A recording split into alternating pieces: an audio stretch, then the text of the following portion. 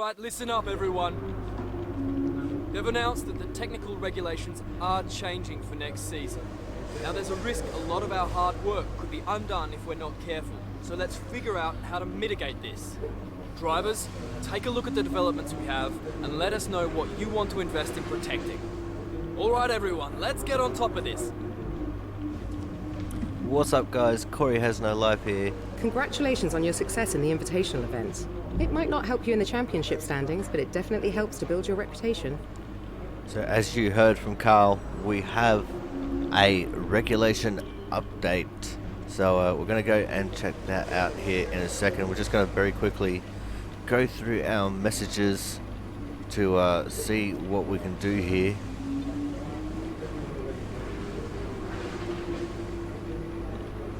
And it looks like all of our chassis and durability upgrades have succeeded. So that means that our car is going to be a little bit more reliable and a little bit better in the corners. So we're going to go and check out the R&D tree now to see what is going to be affected. And it looks like a large chunk, including our newest upgrade for durability, has been affected by the update. So we're going to have to try our best to consolidate all these parts before the end of the season, including the one that we just got.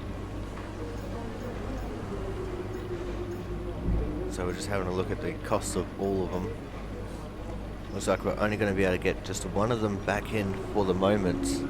Then we'll have to work throughout practice and qualifying to get some more onto getting redone for the start of next season. So having a look at our tree as a whole here, we got a lot done in our R&D tree by the looks of things. There's still a lot of room to move, but still got quite a bit done in all the areas there. As we're going to go and have a look at the chart, we have moved ahead of McLaren in the R&D charts. Looks like we're just behind Racing Point there. So one or two more upgrades and we could be ahead of them overall in the standings for R&D anyway. But for the moment, it's time for us to head on to qualifying for the Japanese Grand Prix.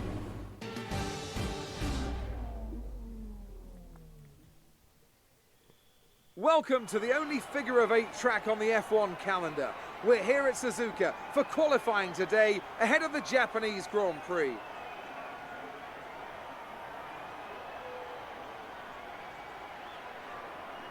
Now then, Anthony Davidson, you're not getting any younger, but you have been involved in your fair share of qualifying sessions in an illustrious 30-year career.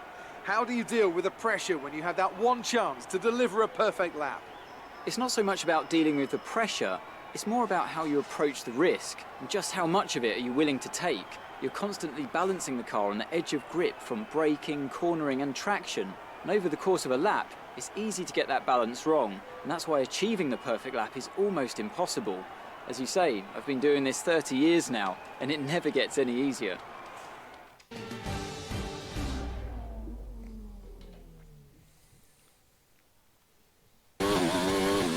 Alright, so here we go for the first qualifying session.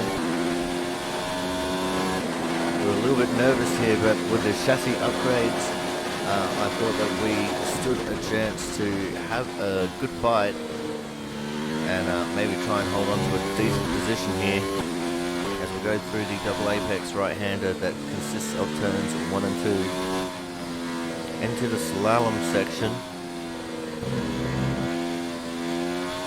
Gotta be very careful on the curbs there. You get on them for too long and you will spin out, such as the angle of the curbs.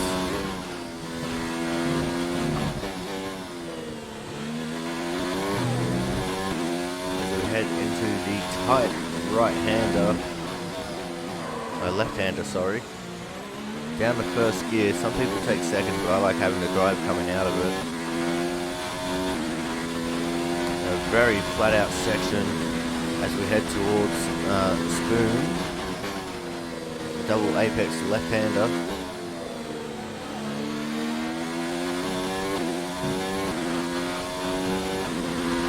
Now this long back straight as we go over the bridge at 130R, which will take us down to the final chicane as we close right in on the back of Grosjean. We come across the line and it's only good enough at the moment for P5.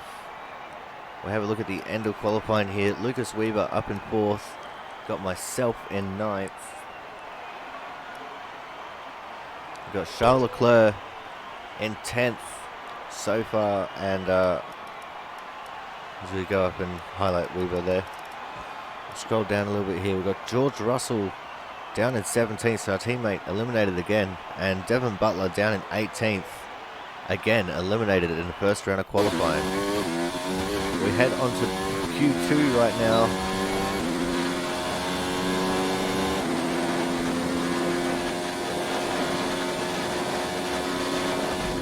This first corner for me was really hard to negotiate. I could never absolutely nail it perfectly to my liking.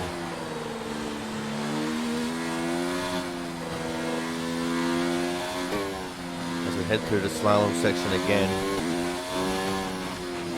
I just feel that I just wasn't comfortable the entire race weekend, no matter what setup I was using, because I only use the baseline setups. I don't make my own, because, well, I don't know how to set these things up.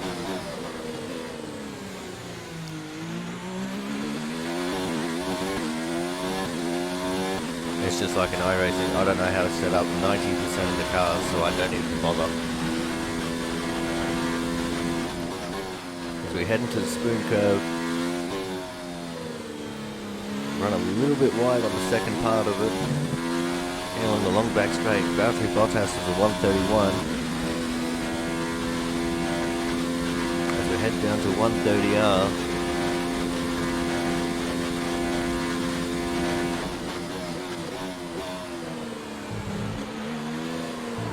down to this tight, twisty chicane section that heads onto the main straight. Across the line, and it's pole provisionally a 131.4. We skip to the end of qualifying here, and it's only good enough for P8. See, Lucas Weaver there in 6th, sorry. Charles Leclerc in 7th, myself in 8th. And yeah, that was qualifying 2. So now we're going to move on to qualifying 3. I'm going to be quiet so we can enjoy this lap together.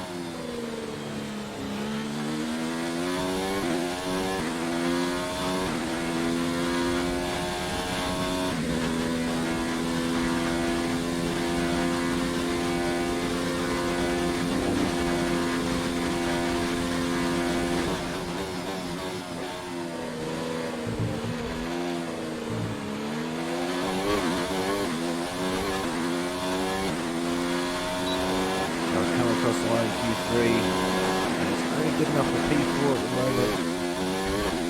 As you can see, we slipped back to 6, and we decided that we're going to have one more crack at it, see what we can do here, one more chance to try and get a good result.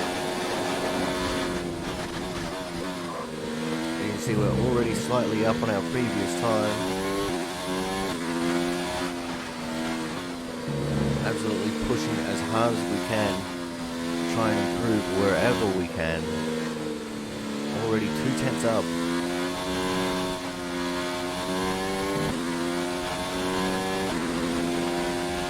A little bit of a blip on the throttle which lost us about half a tenth there. But for the most part we have got some big gains going on as far as our time is concerned.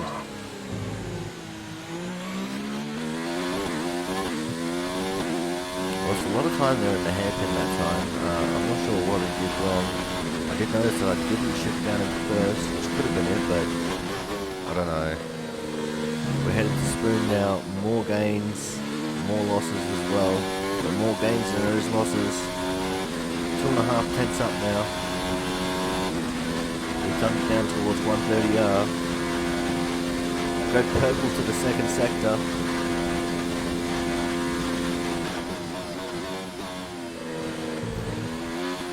Go through the tight, twisty chicane section. We come across the line.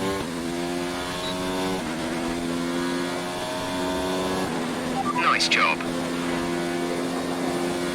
And it's only good enough for P7. We're all ready for tomorrow's race, but before we begin, let's have a quick look at those who will be fronting the grid. Hamilton, Bottas and Sebastian Vettel. Goodbye for now then, but we're really just getting started.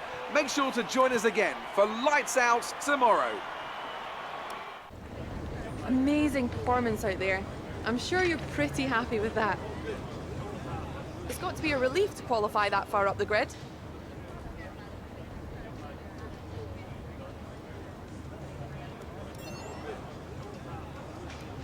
Are you hoping to have your reliability issues sorted out before qualifying?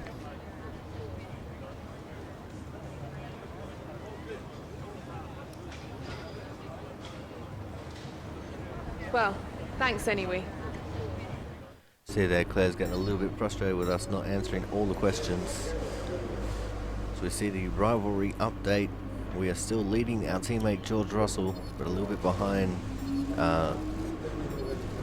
Mr. Leclerc. See our resource point update as well. Extra 220 into our account. All right, I think we can call that a successful qualifying. We should be in with a good chance in the race. Alright, so we're going to do one quick little check of the weather, and then we're going to get straight into the race.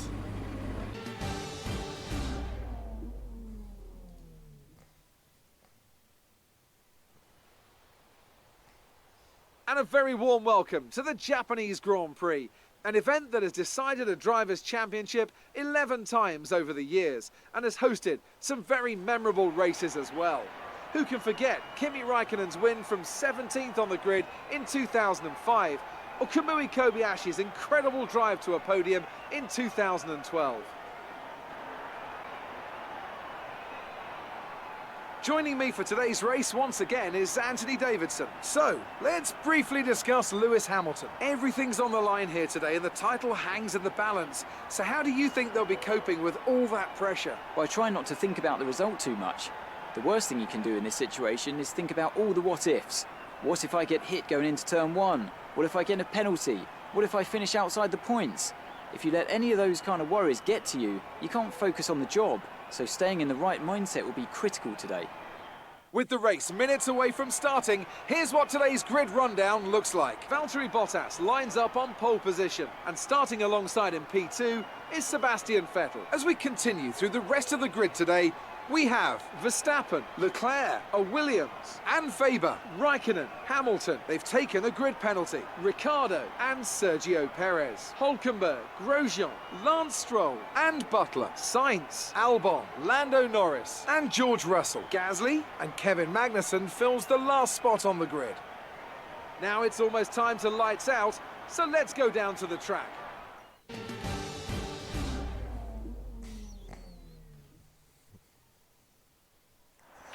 5 races remaining and you've still got a chance of winning the World Drivers' title. Let's grab a solid points finish. It sounds like to me Jeff is being very optimistic there. So we have a quick little look at the strategy. and it doesn't look very favourable. So we're gonna set it up to come in a lap earlier than what the original strategy called for. As we go to the grid, we've got 5 red lights, and we're off and racing. Starting out at 5th due to a lot of people having some grid penalties being towards the end of the season. Good start so far. We've got yellow flags in the back. Gonna take a quick look at that. Looks like we've got one of the Haas's, possibly Grosjean, getting spun out and sent to that inside wall there. Catch back in with the action now. It looks like the 4 in front of me are just starting to pull away ever so slightly.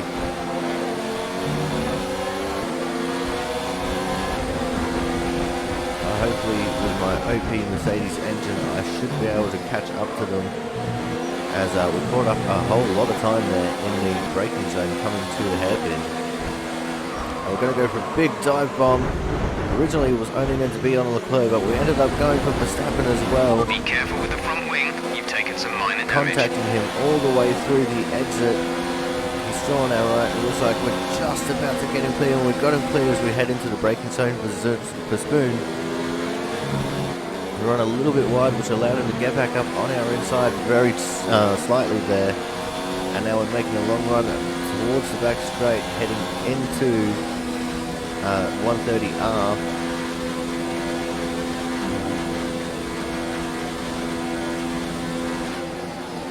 And now down into this very hard braking zone for the final chicane.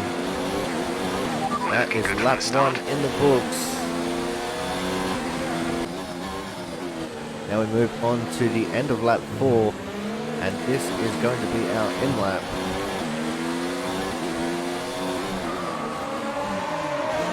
Very close to sliding through and getting the penalty there on the entry to the pits with the lockup. We're going to go all the way to the end of pit road for our pit box. Go, go, go. In and out fairly easily there.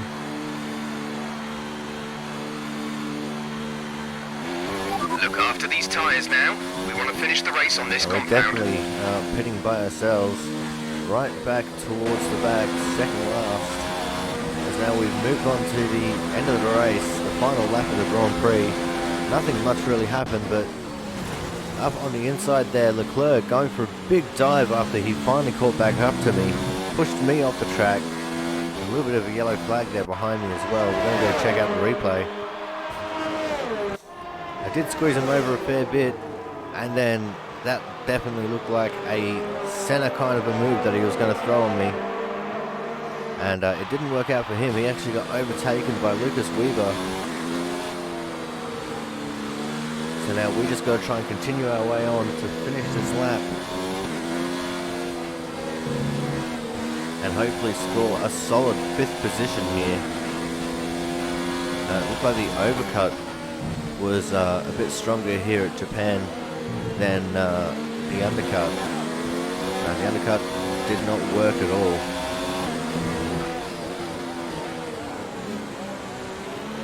As now we're getting a bit pressurized by Lucas Weber. Got to hold him off as much as we can as we head along this curve section going into Spoon.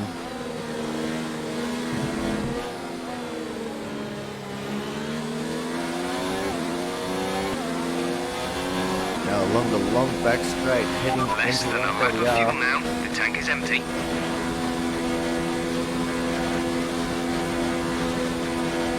It looks like Bottas has won the Grand Prix.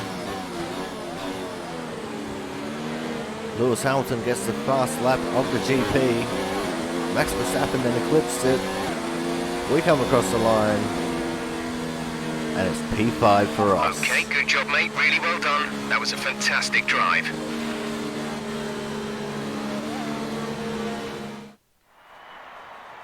And Mercedes have pulled off a great victory here today. Anthony Davidson, what helped them deliver this result, do you think? I think a large part of the result comes down to temperament. They were able to keep their heads when everyone around them was losing theirs, and that's allowed them to get the best out of the car, to maximise the strategy, and to stay out of trouble.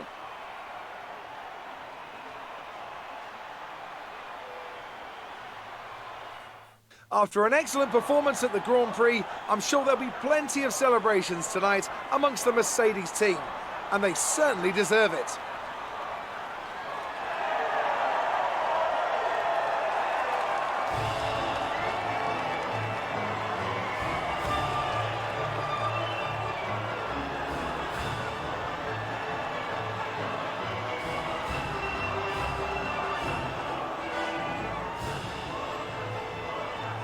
So there is the podium. Bottas, Let's have a look Vettel, then at the and driver's standings. Hamilton. It's a great result for Lewis Hamilton, who moves further ahead at the top of the table. Now, let's discuss, Ants. Who would you say is a contender for driver of the day? Well, you've put me in a bit of a tight spot today, but I think I'll go for Pierre Gasly. He kept a cool head under pressure and made the most of some difficult circumstances. It's time to see how things are shaping up So we're gonna have in a the look at results Constructors' now. Championship. So obviously Mercedes we come continue home to with extend their Charles lead. Leclerc Another behind team us that will in be satisfied P7 with this Grand Prix after having is that Alfa contact with Romeo, us going through whose turn good one. result moves them further Scroll up the down a little bit championship. further, And we with that, see- we wrap up another weekend of motorsport. But with more races lined up, be sure to join us when we Devin come Butler back with finishing more in Formula 16th One. there. And George Russell all the way down in 19th. That's unfortunate for our teammate. Going to go and have a quick look at the standings. And we're in second in the Drivers' Championship, still fourth in Constructors. Now it's time for our interview with Claire. Great work out there today. Let's have your thoughts. There was some contact between you two. What happened out there?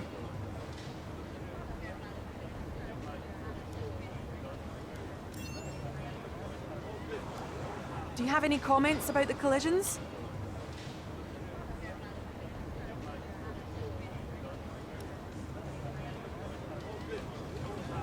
Well, thanks anyway.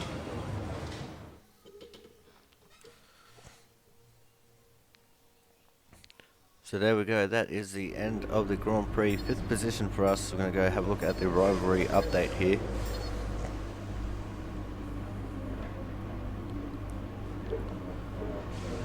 We're still losing to Leclerc, but we're still absolutely dominating our teammate George Russell.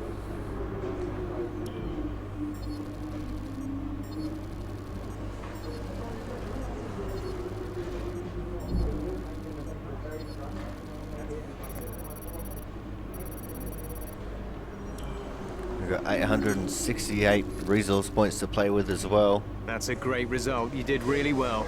I don't think we can have any complaints with that performance.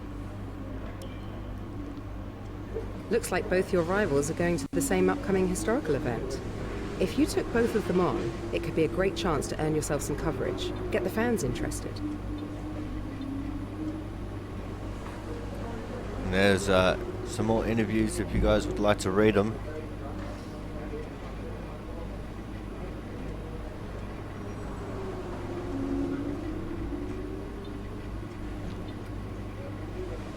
So now we're going to go and check out the R&D tree.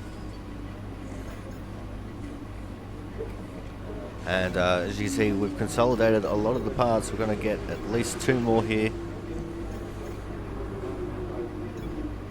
So now we're just left with the one for the gearbox.